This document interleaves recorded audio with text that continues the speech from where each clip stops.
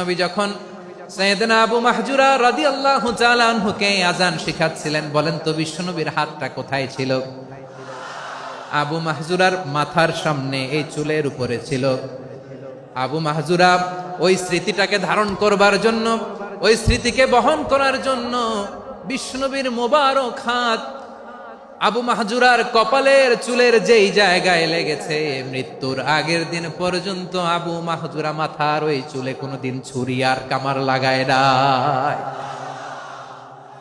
সেখানে কেচি লাগায় নাই, চুলের মধ্যে খুর লাগায় নাই।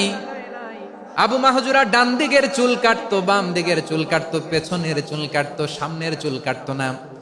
আবু মাহজুরা রাদিয়াল্লাহু তাআলা আনহুর সামনের চুলগুলো বড় হতে হতে যখন এত বড় হয়ে যায়, তিনি চুলগুলো পেঁচিয়ে মাথার মধ্যে রাখতেন, তারপরে তিনি পাগড়ি পরতেন। সবাই জিজ্ঞেস করতো, আবু মাহজুরা এটা আবার কেমন স্টাইল? দেখতে তোমারে কি বিদঘুটে লাগে, কেমন অড লাগে, কেমন খারাপ দেখা যায়।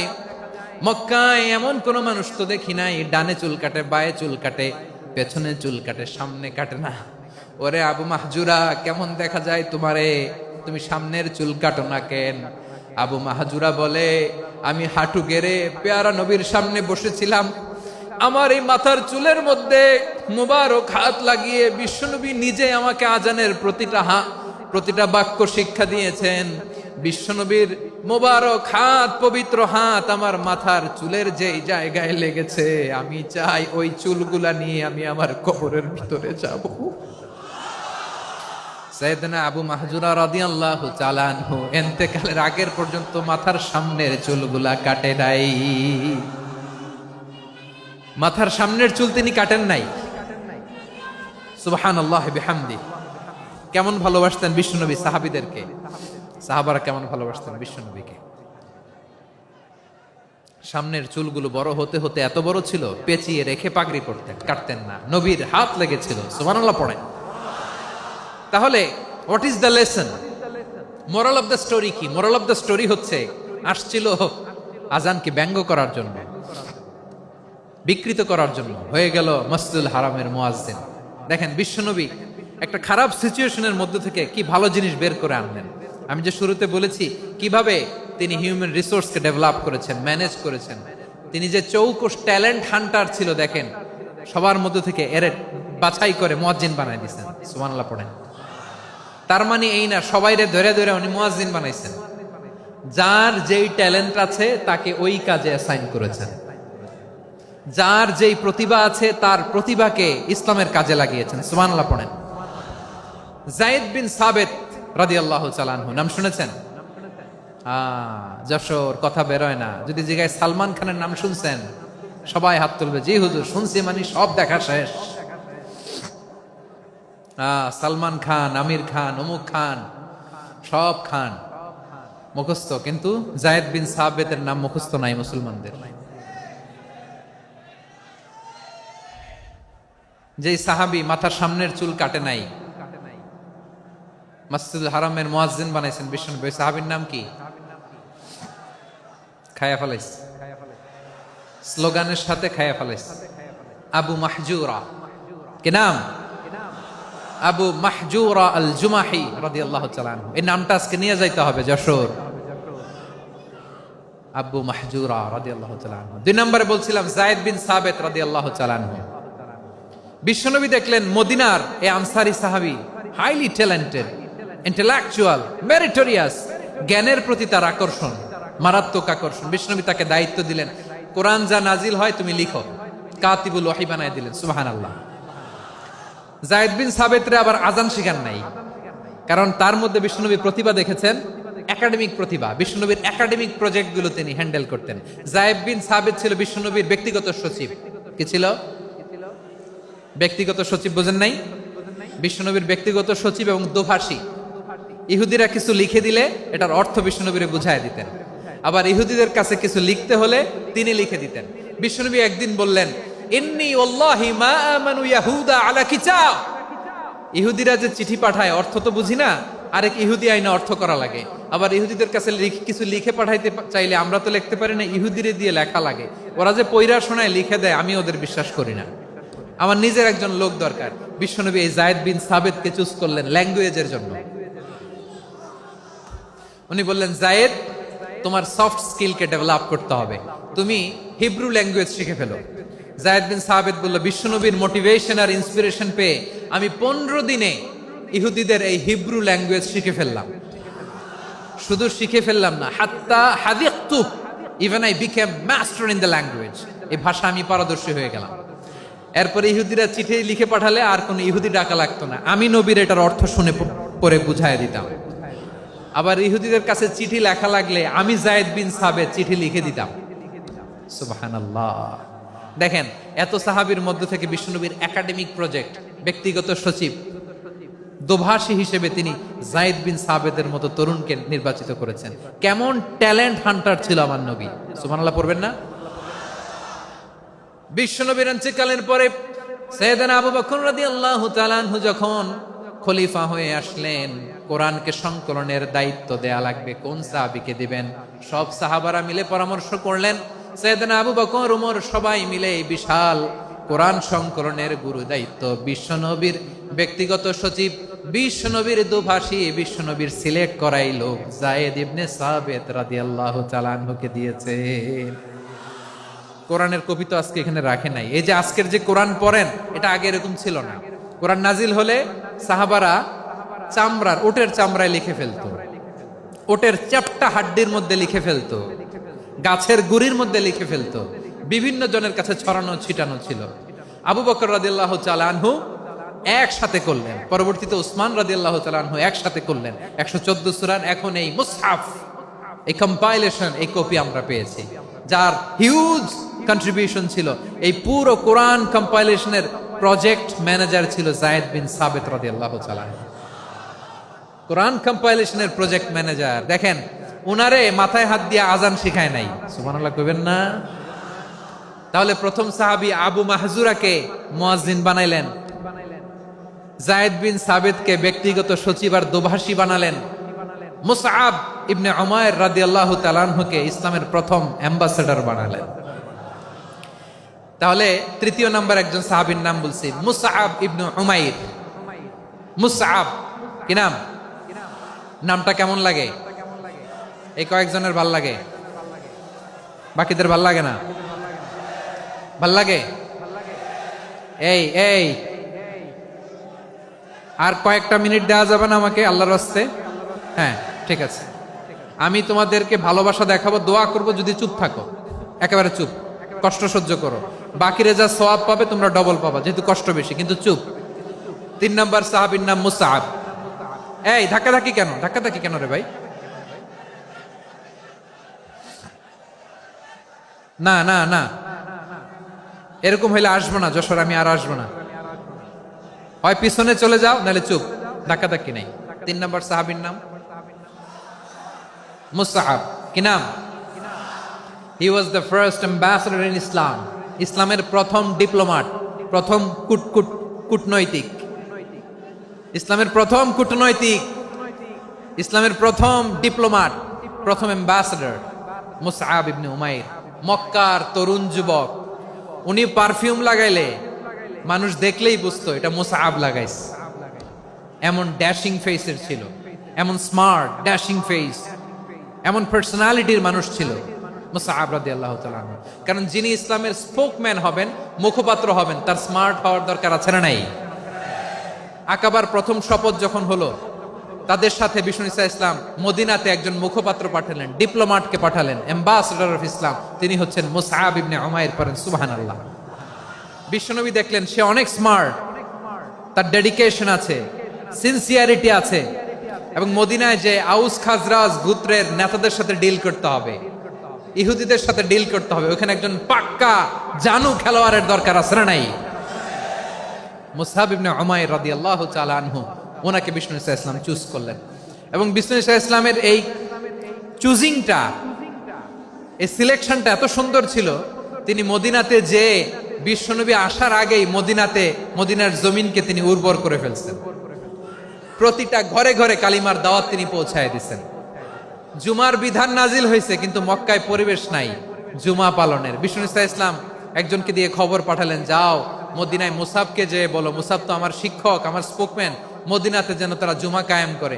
বিশ্বনবীর আগেই মুসআব মদিনার মুসলিমদেরকে নিয়ে মদিনায় প্রথম জুমা কায়েম করে ফেলছে। কোন সুবহানাল্লাহ। ডিপ্লোম্যাটদের কেমন হইতে হয়, অ্যাম্বাসেডারের কেমন হইতে হয়, মুসআব রাদিয়াল্লাহু তাআলা আনহুর কাছ থেকে শিখে নাও। মুসআব নামটা কেমন লাগে? যশোর যাদের সন্তান হবে, ছেলে সন্তান, আমার রাস্তায় পাইলে সবাই জিজ্ঞেস করে, হুজুর একটা নাম দেন, আমার ছেলে হবে। যশোরবাসীর জন্য আমি একটা নাম দিয়ে দিলাম, নাম রাখতে হবে মুসআব। কি নাম? নামটা যাদের ভাল লাগে, ছেলে সন্তান অনাগত আসবে, মনে চাইলে নাম রেখে দিবেন মুসআব রাদিয়াল্লাহু তাআলা আনহুর নামে মুসআব। তাহলে মুসআব রাদিয়াল্লাহু তাআলা আনহুকে বিশ্বনবী ল্যাঙ্গুয়েজ শিখান নাই, সফট স্কিল শিখান নাই। যায়েদ রাদিয়াল্লাহু তিনি হিব্রু ল্যাঙ্গুয়েজ শিখেছেন, সুরিয়ানি শিখেছেন, কিন্তু মুসআবকে তিনি বানিয়েছেন the spokesman of Islam, the first diplomat, the ambassador of Islam. সুবহানাল্লাহ পড়বেন না? আব্দুল্লাহ ইবনে আব্বাস রাদিয়াল্লাহু তাআলা আনহু বিশ্বনবীর কাজিন, চাচাতো ভাই। আবার মাইমুনা রাদিয়াল্লাহু তাআলা আনহু, মাইমুনা নবীর স্ত্রী, তিনি ছিলেন আব্দুল্লাহর আপন খালা। তো নবীর বউ যদি ওনার খালা হয়, নবী তার কি? বুঝে নাই, নবী তার কি? খালু। তাহলে সম্পর্ক অনেক গভীর, কাজিন আবার খালু। ছোট্ট মানুষ, তাই রাতে মাঝে মাঝে ঘরে থাকতো। বিশ্বনবী দেখলেন আব্দুল্লাহ যেহেতু আমার ঘরে ঢুকতে পারে, আব্দুল্লাহরে এই উম্মতের বড় শিক্ষাবিদ বানাইতে হবে। কথা বোঝে নাই? আব্দুল্লাহকে কি বানাইতে হবে? শিক্ষাবিদ, এডুকেটর অফ দিস উম্মাহ, এই উম্মার শিক্ষাবিদ বানাইতে হবে। তাই আব্দুল্লাহ ইবনে আব্বাসকে বিশ্বনবী হাতে কলমে শিক্ষা দিয়েছেন। আহারে, আর এরপরে যে কি ভাষা আসবে তোমাদের জন্য আমার মুখ থেকে আমি নিজেও জানি না, আমি নিজেও জানি না। 1 ঘন্টা যাবত ধাক্কা ধাক্কি মারামারি। তো আসতে বলছে কে তোমাকে? পেছনে চলে যাও, জায়গা না পেলে। পুরো প্রোগ্রামটাই নষ্ট করে দিল।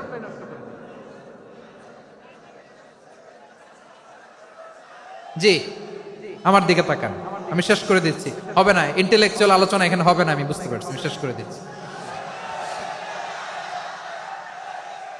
আব্দুল্লাহ ইবনে আব্বাস রাদিয়াল্লাহু তাআলা আনহু, মনোযোগ দিয়ে কয়েকটা মিনিট শুনুন, আমি এখনই শেষ করে দিচ্ছি, এরপর আওয়াজ করবে। এই যে এগুলো কি আমি বুঝলাম না। আমি বললাম না সব করা যাবে, বসে যাও, শুয়ে যাও, চলে যাও, আওয়াজ করা যাবে না। অন্যকে বসো এটাও বলার দরকার নেই, জাস্ট এদিকে তাকাও। আল্লাহ। আব্দুল্লাহ ইবনে আব্বাস রাদিয়াল্লাহু তাআলা আনহু, উনাকে বিশ্বনবী হাতে কলমে শিক্ষা দিয়েছেন, যেহেতু উম্মতের শিক্ষাবিদ হবেন, এডুকেটর হবেন। তো বিশ্বনবী রাতে যখন তাহাজ্জুদ পড়তেন, ছোট্ট আব্দুল্লাহ ঘরে থাকতো। বুঝতে পেরেছেন? ছোট্ট মানুষ তো ঘরে থাকতো। তো বিশ্বনবী তাহাজ্জুদের জন্য একবার দাঁড়িয়েছেন, ছোট্ট আব্দুল্লাহ ওযু করে দাঁড়াইছে। আচ্ছা বলেন তো, ইমাম আর মুসল্লি মোট যদি 2 জন হয়, একজন ইমাম একজন মুসল্লি, তো মুসল্লি ইমামের কোন দিকে দাঁড়াবে? ডানে দাঁড়াবে। ছোট্ট আব্দুল্লাহ বোঝে নাই, বিশ্বনবী তাহাজ্জুদ শুরু করেছেন, উনি ইক্তেদা করছেন আর দাঁড়াইছেন বায়ে। কোথায় দাঁড়িয়েছেন? আব্দুল্লাহ বলেন, যখন আমি বায়ে দাঁড়ালাম, আখাযা রাসূলুল্লাহ সাল্লাল্লাহু আলাইহি ওয়াসাল্লাম উযুনি আল ইউমনা ইয়াফতিলুহা, বিশ্বনবী নামাজরত অবস্থায় আমার কান ধরে টেনে আমার ডান দিকে এনে দাঁড় করায় দিলেন। পড়েন সুবহানাল্লাহ। দেখেন, হাতে কলমে শিক্ষা। আর জীবনে ভুল হবে? কথা কয় না, আর ভুল হবে? আর ভুল হবে না। এভাবে বিশ্বনবীর অনেক সঙ্গ পেয়েছেন, সফর করেছেন, একই বাহনে বসেছেন, এক বাহনে বসে লম্বা নসিহত করেছেন, বলেছেন, ইয়া গোলাম ইহফাজিল্লাহ ইয়াহফাজকা, ইহফাজিল্লাহ তাজিদহু তুজাহাক, ইযা সাআলতা ফাসআলিল্লাহ ওয়া ইযা ইসতাআনতা ফাসতাইন বিল্লাহ। আল্লাহর বিধান মানো, আল্লাহর বিধান রক্ষা করো, আল্লাহ তোমায় রক্ষা করবে। আব্দুল্লাহ, চাইতে হলে আল্লাহর কাছে চাও, সাহায্য চাইতে হলে আল্লাহর কাছে সাহায্য চাও। মনে রাখো, গোটা বিশ্বের সবাই যদি তোমার সাহায্য করতে চায়, ততটুকুই করতে পারবে যতটুকু আল্লাহ তোমার নসিবে রেখেছে। গোটা বিশ্ব যদি তোমার বিরুদ্ধে ষড়যন্ত্রে দাঁড়িয়ে যায়, ক্ষতি ততটুকু করতে পারবে যতটুকু তোমার জন্য বরাদ্দ আছে, এর বাইরে কিছু করতে পারবে না। আওয়াজ করে বলেন ঠিক কিনা? এভাবে হাতে কলমে শিখিয়েছেন, বিশ্বনবীর সঙ্গ পেয়েছেন। উনাকে বিষ্ণু ইসলাম শিক্ষাবিদ, এডুকেটর অফ দিস উম্মাহ হিসেবে সিলেক্ট করেছেন, হাতে কলমে শিখিয়েছেন। বিশ্বনবী একবার প্রকৃতির ডাকে সাড়া দিয়ে এসেছেন। এখন কি করতে হবে? নামাজের জন্য অজু করতে হবে। বিশ্বনবী এসেই দেখেন অজুর বদনায় পানি ভরা, খুশি হয়ে গেলেন, বললেন কে রেখেছে পানি? একজন বলল আব্দুল্লাহ রেখেছে। বিশ্বনবী অত্যন্ত খুশি হলেন, খুশি হয়ে একটা দোয়া করলেন, বললেন আল্লাহুম্মা ফাক্কিহু ফিদ্দীন ওয়া আল্লিমহু তা'ওয়ীল। আল্লাহ তুমি আব্দুল্লাহকে দ্বীনের বুঝ দিও আর কোরআনের তাফসীর শিক্ষা দিও।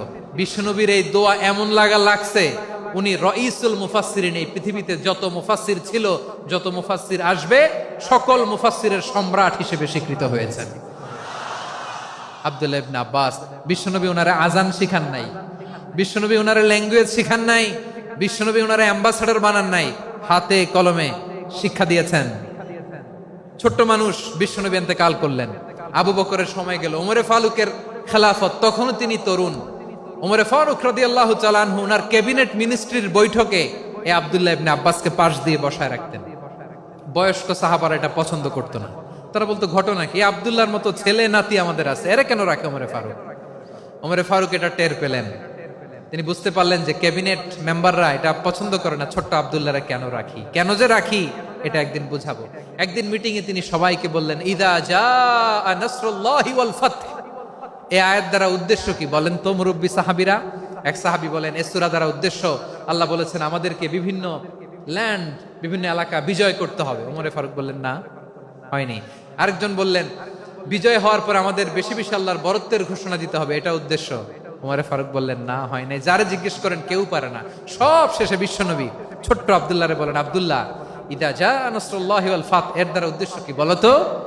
ছোট্ট আব্দুল্লাহ বলেন, হুয়া আজালু রাসূলিল্লাহ। এই আয়াত দ্বারা বিশ্বনবীর বিদায়কে উদ্দেশ্য নেওয়া হয়েছে।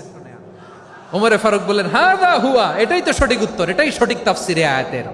কারণ ইদা জাআ নাসরুল্লাহি ওয়াল ফাতহ, যখন আল্লাহর সাহায্য আর বিজয় আসবে, ওয়া রাআইতান নাসা ইয়াদখুলুনা ফি দীনিল্লাহি আফওয়াজা, আপনি দেখবেন দলে দলে, ঢলে ঢলে, বানের পানির মতো মানুষ ইসলামের দিকে ঢুকতেছে, ইসলামের বিজয় হয়েছে। তো ইসলামের বিজয়ের মিশন নিয়ে নবী আসছে, বিজয়ী যখন হয়ে গেছে, এখন তো নবীর বিদায় হবে। জোরে বলেন ঠিক কিনা? কোন সাহাবী এই সূক্ষ্ম কথাটা ধরতে পারে নাই, ওই আব্দুল্লাহ ছাড়া। আব্দুল্লাহ যখন উত্তর দিছে, সব সাহাবীদের টনক নড়েছে। এরপর থেকে কোনো ক্যাবিনেট মিটিং এ আর কোন সাহাবারা কোনো প্রশ্ন করে নাই, আওয়াজ করে পড়েন সুবহানাল্লাহ।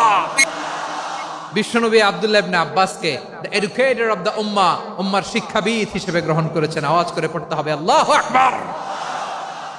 সাহাবীদের নামগুলো মনে থাকবে? এক নম্বরে আবু মাহজুরা, মুয়াজ্জিন বানাইছেন। যায়েদ ইবনে সাবিত, দোভাষী, ট্রান্সলেটর অফ প্রফেট, এবং তিনি ছিলেন বিশ্বনবীর ব্যক্তিগত সচিব। Musab ibne Umair, the first ambassador and diplomat of Islam. Abdullah ibne Abbas, এই উম্মার সবচেয়ে বড় এডুকেটর, শিক্ষাবিদ। আরেকজন ছিল আব্দুল্লাহ ইবনে মাসউদ রাদিয়াল্লাহু তাআলা। দুই আব্দুল্লাহ, আব্বাস গেল, আরেকজন হচ্ছে মাসউদ। মক্কার তরুণ, ছাগল পালতো মুশরিকের। বিশ্বনবী আর আবু বকর রাদিয়াল্লাহু তাআলা আনহু একবার গেলেন, যে দেখে এই তরুণ দাঁড়ায় আছে। বিশ্বনবী বলেন, আমি খুব ক্ষুধার্ত, তোমার কাছে কি দুধ আছে ছাগলের? আব্দুল্লাহ ইবনে মাসউদ বলে, আছে। ওয়ালাকিন আনা মুতামান, কিন্তু যে দুধ আছে এটা আমানতের, আমি দিতে পারবো না। বিশ্বনবী এইটা শুনেই তার টার্গেট করে ফেলছে। আনা মুতামান, দুধ আছে কিন্তু এটা আমার মালিকের, আমি তো দরদ দেখাই, আমার মালিকের দুধ আপনি পথিক, আপনারে দিতে পারি না। বিশ্বনবী টার্গেট করে ফেলছেন, এরে আমার কাজে লাগাইতে হবে। বিশ্বনবী বললেন, আচ্ছা ঠিক আছে, দুধ দিও না, কিন্তু এমন ছাগি আছে কিনা যেই ছাগির সাথে কোনো ছাগলের মিলন হয় নাই, তার ওলানে দুধও আসে নাই, বাচ্চাও নাই, এরকম ছাগির থেকে যদি আমি দুধ খাই তাহলে তো সমস্যা নাই। বলতেছে, এরকম ছাগির থেকে দুধ খাইলে সমস্যা নাই, কারণ এরকম ছাগির ওলান থেকে দুধ আসবেও না। বলতেছে, ঠিক আছে, এরকম একটা ছাগি নিয়ে আসা হলো। বিশ্বনবী বিসমিল্লাহ বলে ওই ছাগির ওলানে হাত দিলেন। হাত দিতে দেরি, পুরো ওলানটা দুধে ভরে যেতে দেরি হয় না। বিশ্বনবী আর আবু বকর রাদিয়াল্লাহু তাআলা আনহু দহন করে পেট ভরে খেলেন। এই দৃশ্য আব্দুল্লাহ ইবনে মাসউদের হৃদয়ে দাগ কাটলো। এই মুজিজা দেখে তিনি বললেন, আশহাদু আল্লা ইলাহা ইল্লাল্লাহ ওয়া আশহাদু আন্না মুহাম্মাদুর রাসূলুল্লাহ। তিনি ষষ্ঠ মুসলিম ছিলেন, 6 নম্বর মুসলমান। ওনাকে টার্গেট করে বিশ্বনবী দেখলেন এমন ইন্টেলেকচুয়াল ব্রেন, উনি সূক্ষ্ম সূক্ষ্ম জিনিস বুঝে বেশি, ফিকহি জ্ঞান ওনার মধ্যে বেশি। বিশ্বনবী ওনাকে কোরআনের জ্ঞান শিক্ষা দিতে লাগলেন। উনি বিশ্বনবী সবার কাছে কোরআন শোনায়, কিন্তু বিশ্বনবী নিজে আব্দুল্লাহ ইবনে মাসউদের কাছ থেকে কোরআন শুনতো। বিশ্বনবী একবার বললেন, ইকরা আলাইয়া ইয়া মাসউদ। ইবনে মাসউদ, একবার শোনাও তো কোরআন দেখি। আব্দুল্লাহ ইবনে মাসউদ বলে, আকরাউ আলাইকা ওয়া আলাইকা উনজিল। নবী আপনার উপর কোরআন নাজিল হয় আর আমি আপনার সামনে কোরআন পড়ব? বিশ্বনবী বললেন, ইন্নী উহিব্বু আন আসমাআহু মিন গায়রি, আমি নিজে পড়তে যেমনি ভালোবাসি অন্যে পড়ুক আমি শুনবো, এটাও আমি ভালোবাসি। সূরা নিসা তিনি তেলাওয়াত করে শুনিয়েছেন। এমন সূক্ষ্ম সূক্ষ্ম বিষয় বিশ্বনবী উনাকে ধরিয়ে দিয়েছেন, উনি হয়ে গিয়েছেন আব্দুল্লাহ ইবনে আব্বাস হয়েছেন রাইসুল মুফাসসিরিন, উনি হয়ে গিয়েছেন ফাকিহুল উম্মাহ। ওনার চাইতে বড় ফকি এই পৃথিবী আর দেখবে না, চিল্লায় বলেন সুবহানাল্লাহ। উনি বলতেন, ওয়াল্লাহি ওয়াল্লাহি ইল্লাযী লা ইলাহা গায়রু মা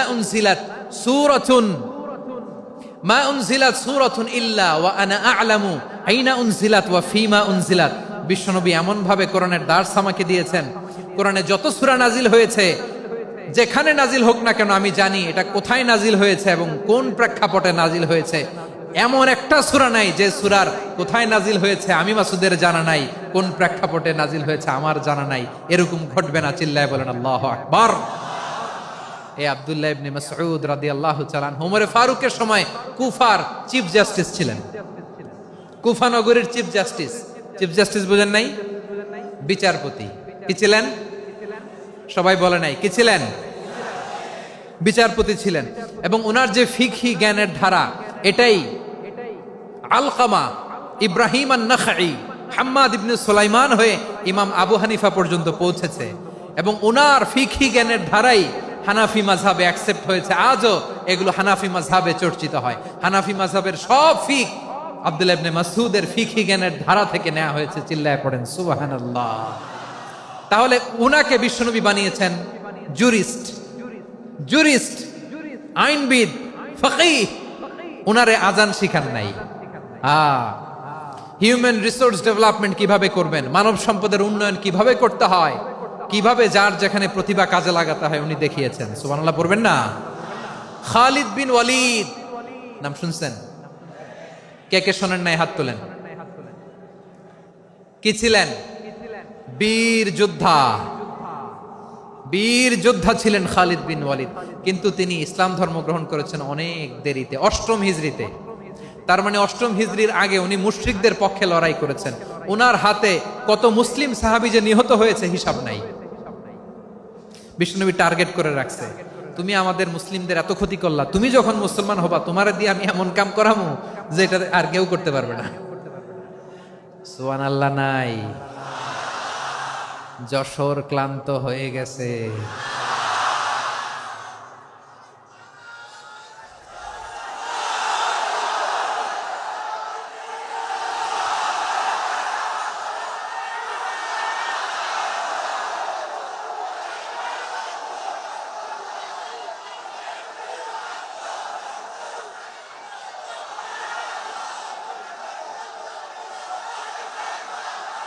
মাশাআল্লাহ, বসুন বসুন বসুন।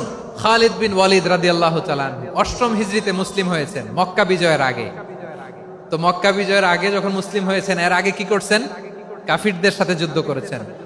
উনি উহুদের যুদ্ধে মুসলমানদের যে পরাজয় ভাব, কঠিন পরিস্থিতির মুখোমুখি উনার কারণে পিছন থেকে এমন আতর্কিত আক্রমণ করেছেন, মুসলমানদেরকে কচুকাটা করেছেন। 8ম হিজরিতে আল্লাহ তাআলা হেদায়েতের নূর দিয়ে ওনার হৃদয়টাকে উজালা করে দিলেন। লা ইলাহা এটা এমন বাণী যার হৃদয়ে একবার টাচ খাবে, এইটা থেকে সে আর পালিয়ে বেড়াতে পারে। ঝিনুকের ভেতর লুকিয়ে থাকে যেমন মতি, ঝিনুকের ভেতর লুকিয়ে থাকে যেমন মতি, কলমা শাহাদাতে আছে আল্লাহর জ্যোতি, কলমা শাহাদাতে আছে আল্লাহর জ্যোতি। ঠিক কিনা বলেন? মক্কা বিজয়ের আগে মুসলিম হলেন, হওয়ার পরেই বিশ্বনবীর টার্গেট ফুলফিল হলো। ওই যে টার্গেট করে রেখেছেন আর দোয়া করেছেন, খালিদ বিন ওয়ালিদ যদি মুসলিম হয় তাকে আমি মিলিটারি চিফ বানাবো। ওনাকে আজান শিখান নাই, ওনারে কান ধইরা নামাজের এই মাথা থেকে ওই মাথা আনান নাই, ফিকহি কোরআনের সূক্ষ্ম তাফসীর ওনারে শিখান নাই, অ্যাম্বাসেডর বানান নাই। বিষ্ণু ইসলাম উনাকে সামরিক অভিযানে প্রেরণ করেছেন। সামরিক অভিযানে তিনি প্রেরণ করেছেন। উনার জীবদ্দশায় উনার নেতৃত্বে যতগুলো যুদ্ধ হয়েছে, একটা যুদ্ধেও তিনি পরাজয় বরণ করেন নাই। ওমরে ফারুকের সময়কালে তিনি চিফ অফ মুসলিম মিলিটারি মানে মুসলিম সেনাপতি হয়েছেন। যশোর, আওয়াজ করো, ঠিক কিনা বলো। সেনাপতি, মুসলিম সেনাপতি। তাহলে কিভাবে হিউম্যান রিসোর্স ব্যবহার করতে হয় গোটা বিশ্ব আমার নবীর কাছ থেকে শিখে নাও। খালিদ বিন ওয়ালিদ, ওনাকে বিশ্বনবী একটা উপাধি দিয়েছেন। উপাধিটা হচ্ছে সাইফুল্লাহিল মাসলুল, আল্লাহর নাঙ্গা তরবারি, আল্লাহর খোলা তরবারি, দ্য ওপেন সোর্ড অফ আল্লাহ। খালিদ বিন ওয়ালিদ, মুসলিম সেনাপতি। হাসান বিন সাবেত, নাম শুনছেন? দেখি উনি কি ছিল বলেন। রাসূলের সভা কবি, কালচারাল হিজিমনিকে ডিফিট করার জন্য। উনি ভালো অস্ত্র চালানো জানতেন না, ওই কাজে উনি যেতেন না। উনার ছিল কাব্য প্রতিভা। কাব্য প্রতিভা, কাফিররা কবিতা দিয়ে নবীকে গালি দিত। বিশ্বনবী বলতেন, ইয়া হাসান আজিব আন রাসূলিল্লাহ, তুমি নবীর হয়ে কাফেরদের এই কথাগুলোর জবাব দাও। বিশ্বনবীর একটা মিম্বার ছিল।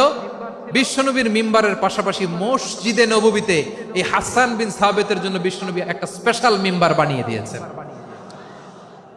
এখান থেকে তুমি জবাব দাও।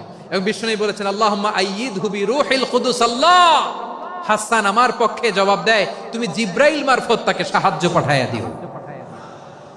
রাসূল সাল্লাল্লাহু আলাইহি ইসলামের সভা কবি, the poet of the prophet, নবীর কবি। উনি কবিতা দিয়ে, এমন উচ্চাঙ্গের ভাষায় কবিতা দিয়ে তিনি জবাব দিতেন, কাফিরদের গা শিহরে যেত, তাদের হৃদয়ে আগুন ধরে যেত। তাহলে এরকম কবিরও দরকার আছে না নাই? এখন যাকে আল্লাহ দিছে কাব্য প্রতিভা, এরা যদি আপনি যুদ্ধের ময়দানে পাঠান হবে? যারে দিছে সুরেলা গলা, এরা যদি অ্যাম্বাসেডর বানান হবে না। হাসান বিন সাবেত ছিলেন বিশ্বনবী সাল্লাল্লাহু আলাইহি ওয়াসাল্লামের কবি। হুযায়ফা ইবনুল ইয়ামান, বিশ্বনবীর গোয়েন্দা বিভাগের প্রধান। কিসের প্রধান? হুযায়ফা ইবনুল ইয়ামান, ওনার ছিল ডিটেকটিভ মাইন্ড। ডিটেকটিভ মাইন্ড, গোয়েন্দা বিভাগের প্রধান। এবং উনি হচ্ছেন সাহিবু সিররি রাসূলিল্লাহ, রাসূল সাল্লাল্লাহু আলাইহি ওয়াসাল্লামের গোপন তথ্যের ধারক বাহক। নবীর যেই কথা কেউ জানে না, সব হুযায়ফার পেটের ভিতরে ছিল। সুবহানাল্লাহ পড়েন। মদিনার যত ইহুদিদের একটা লিস্ট ছিল, এই লিস্ট শুধু দুইজন জানতো, বিশ্বনবী আর হুযায়ফা। সুবহানাল্লাহ পড়বেন না? তাহলে উনাকে কোন দায়িত্ব দিছে? কোন বিভাগ? যশোর, আওয়াজ করো, কোন বিভাগ? গোয়েন্দা বিভাগের হেড ছিল।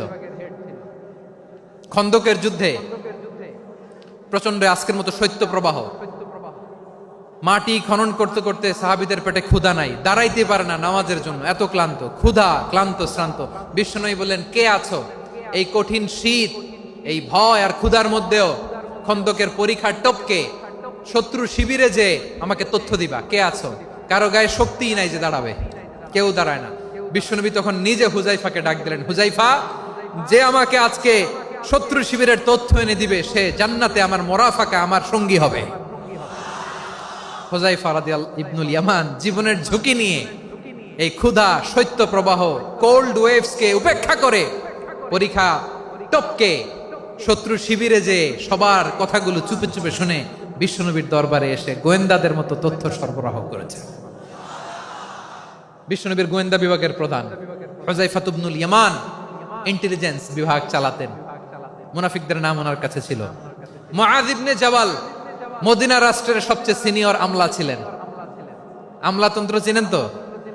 প্রশাসনিক কাজ যারা চালায়, অ্যাডমিনিস্ট্রেশন বুঝেন না? The department of administration. মদিনার রাষ্ট্রের সিনিয়র আমলা মুআয ইবনে জাবাল মুতাখাসসিসুন ফিল হালাল ওয়াল হারাম, হালাল হারামের স্পেশালিস্ট ছিলেন। বিশ্বনবী উনাকে ইয়ামানের গভর্নর করে পাঠাইছেন। বলেছেন, ইন্নাকা তা'তি কওমান আহলা কিতাব, এমন গোষ্ঠীর কাছে যাবা যারা ইহুদি নাসারা, আগে শাহাদা পড়লে এরপরে নামাজের দাওয়াত দিও, নামাজ পড়লে যাকাতের দাওয়াত দিও। গভর্নরের অ্যাটিটিউড যেমন থাকে তেমন অ্যাটিটিউড ধরে রেখো। সুবহানাল্লাহ পড়েন। তাহলে মুআয ইবনে জাবালকে দিয়ে বিশ্বনবী কবিতা লেখায় নাই, চিঠি লেখায় নাই, আজান দেওয়ায় নাই। সুবহানাল্লাহ পড়বেন না? সব শেষ সাহাবী বলি আবু হুরায়রা রাদিয়াল্লাহু তাআলা, নাম শুনছেন? বিড়ালের বাবা। কি করতেন? খালি হাদিস মুখস্থ করতেন। উনি বলতেন, আলজামু রাসূলুল্লাহ আলা মিল ইবাতনি, আমার শুধু পেটের ক্ষুধার বন্দোবস্ত হইলে আমি নবীর সঙ্গ ছাড়তাম না।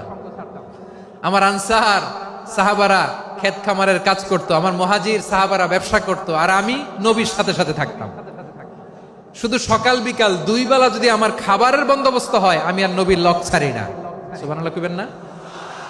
5374টা হাদিস তিনি বর্ণনা করেছেন। সবচেয়ে বেশি হাদিস বর্ণনাকারী সাহাবী। হাদিস প্রিজার্ভেশনের কাজে বিশ্বনবী ওনাকে কাজে লাগিয়েছেন।